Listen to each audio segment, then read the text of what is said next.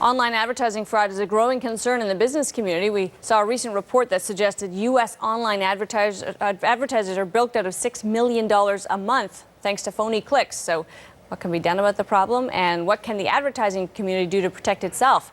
Andrew Casale is the Vice President of Strategy with Casale Media. Great to have you here. Thanks for letting me join. Let's start with the problem. I mean, the numbers, it was kind of shocking that this website discovered this level of fraud. For a lot of people that buy ad space online, these sort of click or billboard ads, it must have been kind of this sickening realization that there really isn't any way to measure this stuff accurately. It was a staggering number. I think for us in this business, we've gone to great lengths to automate the process of buying and selling. And this was a method that bad actors injected inventory into the mix to a degree that I think surprised a lot of people. So the whole premise of buying ads online, and the promise has been there for a decade now, is that you can measure the results, which you couldn't do before. Right. That is still as elusive as it ever was. Why has that happened?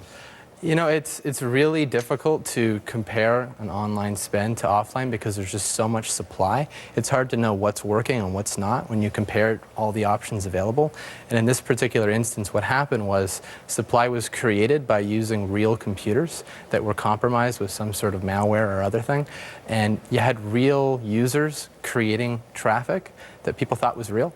So nobody knew any better. Which misled all the marketers that were spending in this channel. We interviewed somebody on this show not long ago who's got a business started here in Canada that's basically a new form of, it's an electronic form of couponing.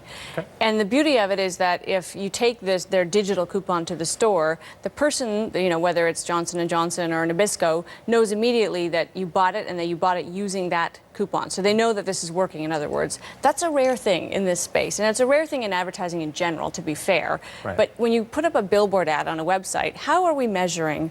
Is it always click-throughs? Are there sort of people who might see it but not click measures? I mean, is it all kind of hazy stuff that you're trying to sell people on? The problem is the vast majority of people don't click on ads, right. And so it makes it really difficult because you've got all of this inventory that nobody does anything directly towards.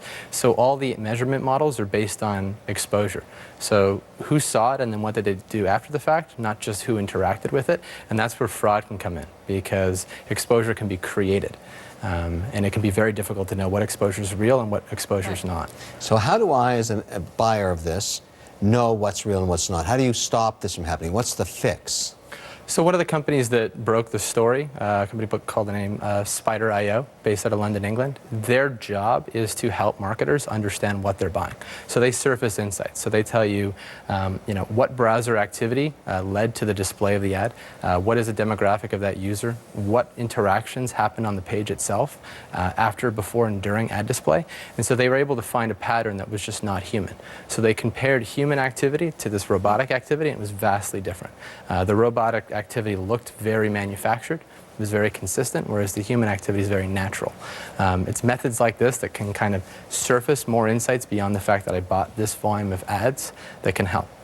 In its infancy, online advertising was treated as a fractional add-on to real advertising, what you bought in a newspaper or a magazine, on television, and then it became maybe something that you got for free along with a bigger package. Would you agree that at some point it should actually be the expensive form of advertising, in the sense that there are technologies that allow you to get right to the person, targeting specifically sort of the right demographic and somebody who's literally already searching for this product? Absolutely. There's also audiences that don't exist anywhere else. To an increasing degree, people are spending more time in front of the desktop mobile display.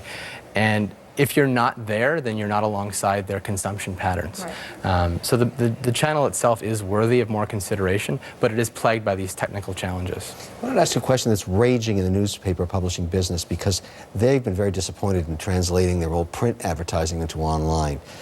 Is it true, do you think, that branded content will eventually win? In other words, I can get my news from Twitter or I can get it from the New York Times. Yeah. I have to buy the New York Times. Yeah.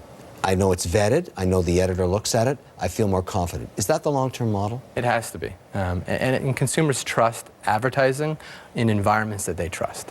And if you look at the fraud that occurred in this case, it was the generic sites that caused the problem. So if you were only buying, or you were buying a disproportionate amount of the New York Times or the Globe and Mail, you wouldn't have been affected by this.